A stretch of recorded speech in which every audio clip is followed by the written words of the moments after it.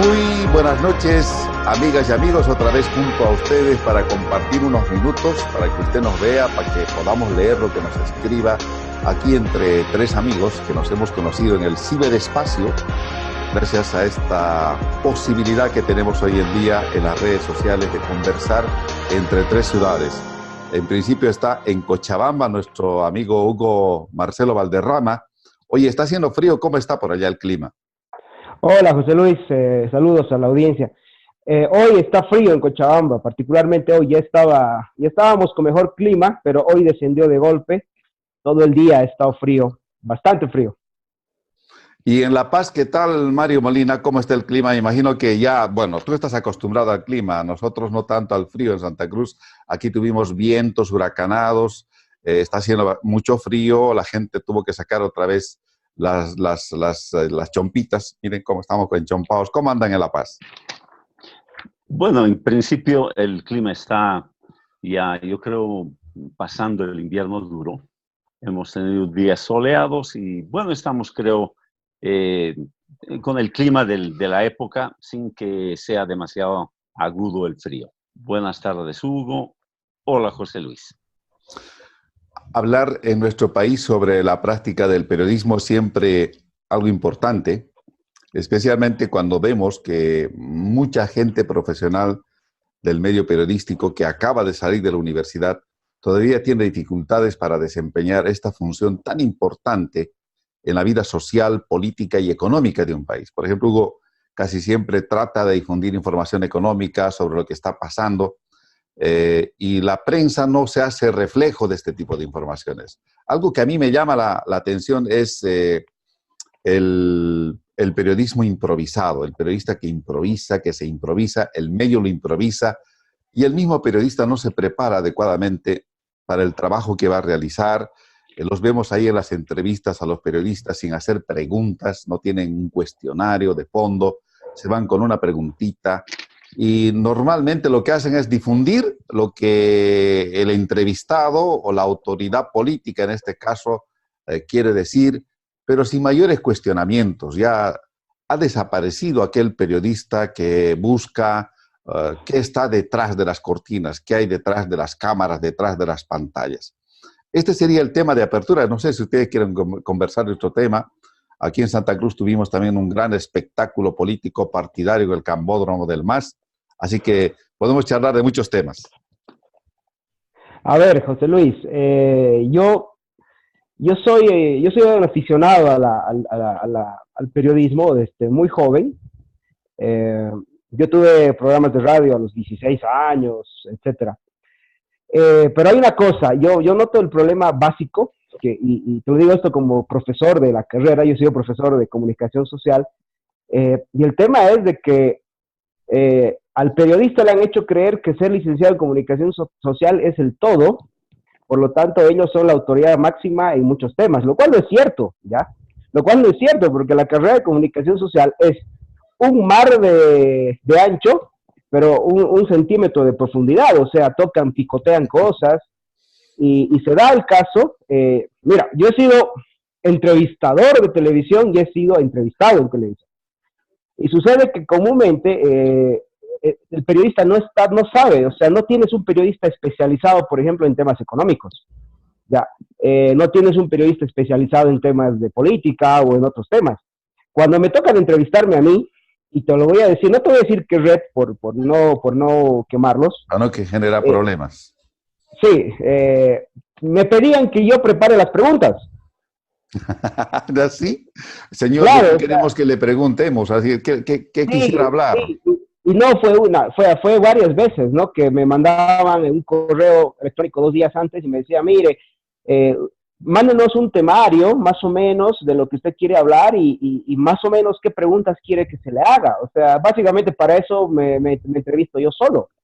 Pero eso es prueba clara de que no existe periodismo especializado. O sea, no hay. Ya en Cochabamba, por lo menos, son gente muy improvisada, gente que si le toca entrevistar a un político, lo que va a hacer es mirar la primera página de internet que encuentre y buscar, tomar eso como referencia y ya está. De hecho, no sé si pasa en Santa Cruz, pero acá sucede que los periodistas están leyendo el celular Cuando tienen que entrevistar a un político, están leyendo el celular la bibliografía que encontraron por ahí o que alguien les pasó, y lo hacen en cámaras, ¿no? De frente, eh, sin ninguna profesionalidad, sin ninguna preparación previa en los temas, ¿no? Ahora, mira, no sé si tú te enteraste que hace como 6 años había la ley, o sea, estaban proponiendo una ley, a mi modo de ver, ese tipo de leyes ridículas, que querían que los únicos que hagan periodismo sean los comunicadores sociales. No sé si te enteraste. O sea, lo lanzaron, fue la Universidad Católica en Cochabamba, la Univalle, la Unitep, algunas, que lanzaron un proyecto de ley. Era ridículo, nunca ni se lo trató. Sí, el Pero problema es que de esa propuesta era que el periodismo no es una licenciatura, no hay una licenciatura en periodismo, sino una licenciatura en comunicación social. Como tú dices, un todólogo, un cientista de la comunicación. Eso es lo que sale de la universidad, de cualquier universidad de Bolivia. Pero en Argentina, por ejemplo, hay una escuela de locución, y hay una escuela de sí, periodismo. de hecho, por ejemplo, yo en la Argentina hice un curso sobre periodismo económico. Mira vos, interesante. O sea, hay lugares, hay cosas especializadas, ¿no?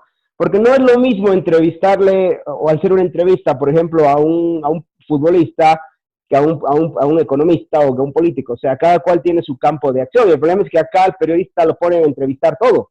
O sea, o lo ponen a hablar de todo, ¿no? Ahí está el tema. Básicamente ese es el problema de los medios de comunicación en Bolivia. O Sin, también hay los periodistas, y Mario nos decía el otro día, no sé si te acuerdas, Mario, los periodistas, entre comillas, que son modelos, pero que tienen un aparato acá, que hay alguien que les está diciendo las preguntas por atrás, un periodista. Es algo así como una computadora, es de esas computadoras que se instalan en red y solamente una cajita vacía detrás de la pantalla, porque el servidor está en otro lado. Entonces hay periodistas también así, que le están dictando la pregunta por acá. Son locutores, en realidad no son periodistas, son locutores. Y hay uno que atrás puede ser el jefe de redacción que le está pasando las preguntas, Mario. Sí, efectivamente. Yo creo que esa es una práctica muy común, que lo que tú acabas de decir es lo que se conocen también como talking heads, o sea, cabezas habladoras, traducción literal, porque tienen un audífono por donde van monitoreando y van evitando que el entrevistado retome o tome las riendas de la entrevista, porque al fin y al cabo de eso se trata. Luego, yo creo que yo creo en el problema de fondo, en mi criterio, es que desde hace bastantes años atrás, hay temas que a mí me llaman la atención, que sean tan abiertamente, diríamos, de manera tan descarnada.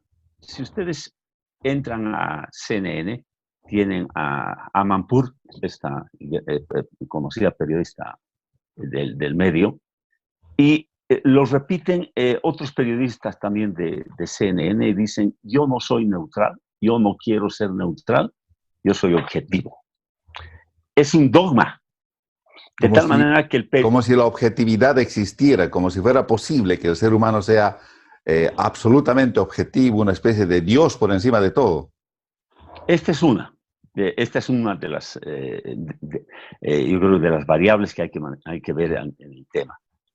Porque al fin y al cabo, el periodista se puede ser neutral en la actividad periodística. Creo que es bien difícil. Cada individuo tiene una carga religiosa, ideológica, política, en fin. Los periodistas no son entes capaces de sustraerse de la realidad que confrontan con su cámara o con el micrófono. Sin embargo, yo creo que se ha producido un cambio de lado totalmente, porque esto que acabo de mencionar era uno de los principios que se manejaban en la carrera de periodismo, porque así comenzó la denominación de la carrera. Sabemos que eso es difícil, pero hoy día yo creo que los medios cada medio tiene su verdad. Cada medio es portavoz de un segmento de lo que se tiene enfrente, de tal manera que la adscripción política, religiosa, económica de los medios, de los propietarios de los medios, yo creo que es una norma que hay que reconocerla como algo omnipresente. Y a eso hay que sumar a los periodistas que contratan estos medios, deben lealtad a la línea editorial del medio que los contrata. Ahora, otro que me llama la atención, Mario, ya que tocas a CNN, hay un periodista argentino, yo le llamo el tipo de periodista estrella, creo que apellida Longobardi, y dice, exacto, nosotros somos capaces de hacerle decir al entrevistado aquello que no quiso decir. Entonces tú dices, wow, estos son psicólogos, tienen algún tipo de magia para hacerle hablar a la persona aquello que no quiso decir. Son entrevistadores estrellas y de repente periodistas manipuladores también, porque se presta a la manipulación, algo que es muy frecuente en nuestro país entre los periodistas bolivianos, el tratar de que el entrevistado te diga algo que tú quieres que te diga. Eso es manipulación, por lo menos desde mi punto de vista. Indudablemente. Yo creo que el periodista hoy día accede a técnicas de interrogación que es una vieja parte de las técnicas en derecho, los interrogadores de policía tienen una preparación muy acabada para decir aquello que quieren que diga el que está al frente. Y yo creo que Longobardi lo único que hace es decir que él es poseedor también de esos métodos que pueden ser usados en una entrevista, en un interrogatorio policial y también en una sala de torturas. Es lo propio. Esto existe. Pero yo creo que debíamos jalar un poco hacia la mirada general de lo que ocurre en los medios del país. Yo creo que todos tienen una adscripción, todos tienen una militancia política, una inclinación religiosa, una inclinación económica, etc. Yo creo que en ese universo, el individuo periodista, yo creo que debe tratar de ser lo más honesto posible consigo mismo. Y si el medio, el dueño del medio, quien fuera el dueño, lo cortajea, lo reprime, lo trata de aprisionar, ese es el juego, esa es su profesión. En ese medio debe tratar de hacer su trabajo siendo leal consigo mismo. ¿Cómo lo recibirá el radioescucha, el televidente, el público? Es otro detalle. Pero yo creo que lo que falta es una autenticidad de parte de los periodistas, porque los medios de sí tienen una línea editorial que creo que ya todos sabemos qué medio corresponde a qué segmento religioso, ideológico o económico. Claro, y en esta campaña, Hugo, estamos viendo ya cierto tipo de periodismo mercenario, de gente que está militando en una causa, ya sea en el oficialista o en la causa opositora, que no está cumpliendo una labor informativa concretamente, sino va a ser una labor más que todo propagandística desde mi punto de vista. A ver, yo noto lo siguiente, José Luis, o sea, los medios son, a ver, los periodistas son una especie de monopolio hoy día, ¿ya? Un monopolio que se ha roto gracias a las redes sociales. No debe haber un lugar en Bolivia donde exista más monopolio que en la comunicación, ¿ya? Yo por ejemplo he sido censurado varias veces en varios canales, siendo productor independiente, porque en nuestra postura, bajo la que nosotros manejábamos la producción desde hace años con el programa, que nosotros teníamos un programa muy divertido que se llama El Conversatorio, Nuestra línea era criticar a todo el mundo, o sea, analizamos los hechos económicos, teníamos especialistas en economía, en política, etcétera. Y a nosotros, por ejemplo, cuando estábamos en un canal, nos criticaron porque criticamos a la oposición, o sea, nos censuraron la crítica a la oposición. En el otro canal nos censuraron la crítica al oficialismo, o sea, no, en realidad, aquí hay que ser una especie, o sea, los comunicadores en Bolivia y los medios de comunicación en Bolivia repiten lo que oficialmente se quiere que se repita, ¿ya? El otro día hablábamos contigo del informe del FMI, por ejemplo, respecto al gasto fiscal en Bolivia.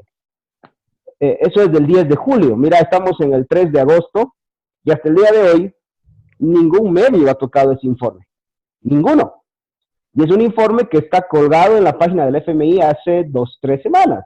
Y el ¿no? otro día salió un informe del CETLA que hablaba de la pobreza multifuncional que llegaba al 65 o al 61%, e inmediatamente todos los medios saltaron sobre ese informe, pero no con la visión de profundizar. Yo no vi una intencionalidad de profundizar, Hugo, sino más bien la intención de descartar, de desvirtuar esa información que hablaba de la pobreza en nuestro país bajo otros indicadores que también me parece que son importantes tomar en cuenta. Sí, yo vi el informe, de hecho estoy revisando algunos datos de ahí que me interesan, pero bueno, o sea, ahí está el tema, o sea, hay información que no se toca en ningún lado, o sea, hay información que no se va a tocar en ningún lado, ¿no? Nosotros hace como 8 años atrás, 6 años atrás, hicimos un trabajo de investigación. Fíjate, el punto top de la política económica del gobierno fue el 2013, cuando se creció al 6.5%. Fuimos 4 locos en Bolivia que cuestionamos ese dato como irrelevante y además como irreal, ¿ya? Y lo explicamos el por qué era irreal, con varias variables. Ese informe, por ejemplo, nos los cuestionaron el Colegio de Economistas, que no quiso meterse en problemas, en ese entonces no querían entrar en problemas con el gobierno, y los medios de comunicación tampoco. O sea, de hecho lo hicimos circular por redes sociales, hicimos entrevistas independientes. O sea, esa época fue que yo empecé a usar mis redes sociales como mi instrumento de trabajo, ¿no? Esa época, porque se me había ido cerrando. Estoy en afanes de armar un estudio acá en mi casa y hacer un programa con un amigo que se va a llamar Rock, Política y Cervezas. Entonces, para hacer una especie de contranoticia a nivel internacional de los temas, ¿no? Porque bueno, eso es lo que no se hace. O sea, yo te digo, no se hace. Hay puntos que en Bolivia no se pueden tocar.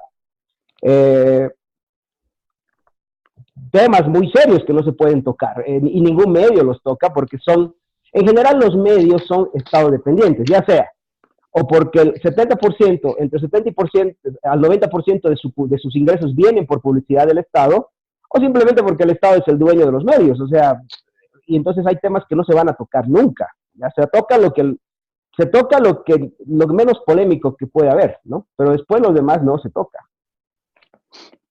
Yo quisiera acotar al respecto de esto último que se dice.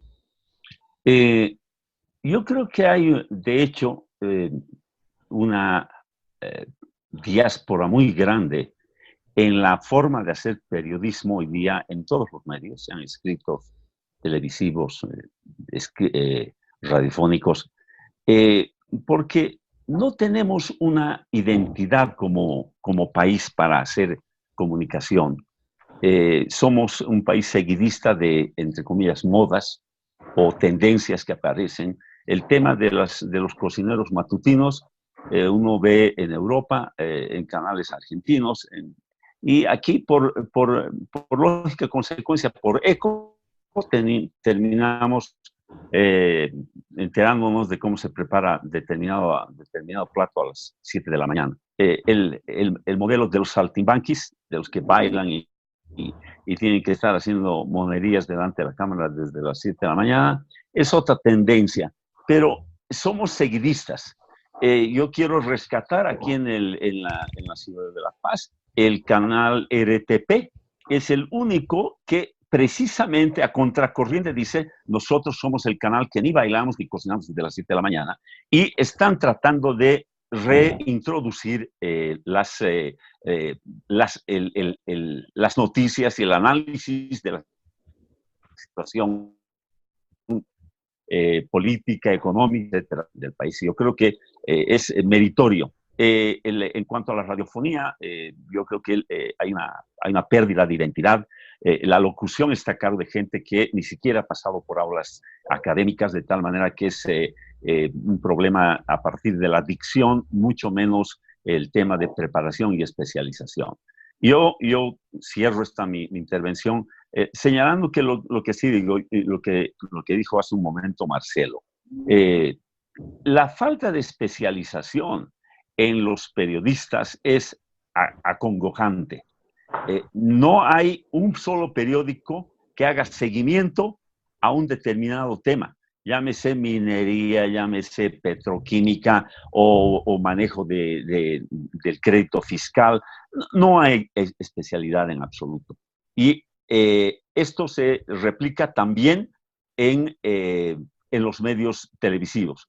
La prensa escrita todavía intenta tener determinadas páginas dedicadas a determinados temas, pero el nivel de profundidad y análisis y que sea una lectura atrayente al público en general, yo creo que también hay un bache que no permite hacer atractivo el seguimiento de tal o cual periodista. Yo me siento huérfano a la hora de leer noticias o escuchar radio o ver televisión. Siento que definitivamente yo pago un servicio de internet para tener canales en mi casa, pero me siento engañado porque el producto que recibo es de muy, pero muy baja calidad. Entonces lo que queda es que el ciudadano, la persona, comience a utilizar medios alternativos de información, comience a utilizar bien el celular, que lo programe de tal forma que pueda recibir notificaciones de información que quiere, porque también yo veo mucha gente no lo usa el celular adecuadamente como para tener información. En mi caso, cuando a veces voy en un micro por la calle, el tiempo que tardo en el recorrido, aprovecho para entrar a una paginita tan sencilla como es esta de Google, que uno lo configura adecuadamente y ya te da la información que tú quieres ver. Pero hay un riesgo también en eso, ¿no? Y esto lo leí en un libro. Dice, el peligro del Internet actual es que tú te enteras de aquellas noticias que tú mismo casi generas, solo lo que tú quieres. Y de repente te estás perdiendo noticias que a ti te interesan, que a ti te pueden afectar de manera dramática, pero no te está llegando. Eso me llamó mucho la atención, es un tema de reflexión de repente para otro programa. Hugo, Marcelo, vamos cerrando, ya tenemos 5 minutos más para finalizar. Gracias, José Luis, a modo de despedida. La verdad es que a mí me alegra, por ejemplo, lo que está pasando hoy con las redes sociales, que se han convertido básicamente en el instrumento de comunicación fundamental, ¿no? Las personas menores de 50 años están viendo más redes sociales que medios tradicionales. O sea, hoy día, por ejemplo, hay entre 60 a 70% de gente que mira, busca y absorbe información desde redes sociales. Y estamos entrando, por ejemplo, al tema del Web.3, ¿no? Recordemos que el Web.2 fueron las redes sociales que se adaptaron a la política y a la economía o a los negocios en general, porque el Web.2 tenía como idea juntar amigos. En cambio, hoy día ya hay un Web.3 que son redes sociales especializadas o en negocios, o en economía, o en política, o en debates. Y la que se lanzó esta semana, por ejemplo, la red social de Jordan Peterson, ¿no? El psicólogo norteamericano, que hace unos 4 o 5 días lanzó su red social, que aparentemente va a ser un boom, ¿no? Porque lo que quiere es hacer un intercambio de ideas políticas en esa red social. Entonces, bueno, yo no he visto todavía su plataforma, pero ahí apunta que va a estar bueno. Entonces, como que el mundo está yendo hacia otro este sentido, y pues yo noto que ya a los medios tradicionales no les queda mucho tiempo de vida así como están. Van a tener que adaptarse al Web.3, entrar a ese mundo, ya no les queda. Por eso también es que están desesperados, o sea, por eso es que también hacen eso de poner bikinis a las 6 de la mañana, porque de alguna forma tienen que atraer a alguien, o sea, y venden pues eso, ¿no? Así que bueno, hay que nomás seguir la corriente, entrar al web.3, web.2, que esa es la tendencia moderna hoy de la información, del marketing, de los negocios, está ahí, ¿no? Gracias, José Luis, y nos vemos el sábado. Perfectamente, Mario. Será hasta la próxima semana. Hasta la próxima semana, José Luis. Que tengan una buena semana tú y también Hugo Marcelo. Perfectamente. Lo único que queremos en este programa es conversar entre amigos. Usted también puede sumarse. Hoy hemos tocado el tema de los periodistas. Lo que queremos en el fondo es que un periodista se prepare un poco más, se especialice, que precise más los temas, que vaya en profundidad y que entienda que su rol no es el rol de ser policía, interrogador, manipulador, que dé una información favorable a alguien solamente, sino que cumpla ese rol de orientación, que le dé a la gente cosas, elementos que le permitan reflexionar y tomar decisiones en estos tiempos. Muchísimas gracias. Será hasta la próxima semana. Dentro de una semana volveremos a conversar entre amigos.